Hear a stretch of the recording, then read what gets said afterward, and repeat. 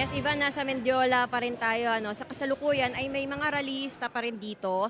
At ang posisyon nila, nandito sila sa Legarda Street. Sila yung mga rallyista na nasa Liwasang Bonifacio kanina. Ang sinisigaw nila dito ay yung pangalan ni dating Pangulong Rodrigo Duterte. At sinisigaw din nila na dapat bumaba na daw sa pwesto yung mga tiwali, yung mga korap na politiko dahil yung pondo daw ng taong bayan, dapat ang nakikinabang ay tayo ring taong bayan. So naka-alerto dito yung mga pulis. Kung mapapansin ninyo, yung mga pulis ay nandito sa Legarda. Nakahanay sila rito ngayon. Kanina nakita natin itong mga pulis na ito dito sa papasok sa Mendiola pero nasa Legarda sila ngayon kasi nandito nga yung mga rallyista.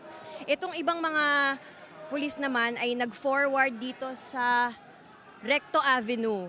So, nandito lang sila kanina sa harapan. Ngayon, unti-unti na din silang sumusulong papunta, I think, dun sa kinaroroonan ni Raffy, Kasi parang may mga rallyista din doon at may bumbero tayong nakita kaninang pumunta sa gawing yan, sa bahaging yan ng Recto Avenue. Hindi natin malaman pa sa ngayon kung ano yung pinuntahan ng bumbero sa bandang yon, pero may naririnig tayo na may mga sasakyan daw na nasunog na kailangan nilang motor na nasunog na kailangan nilang puntahan.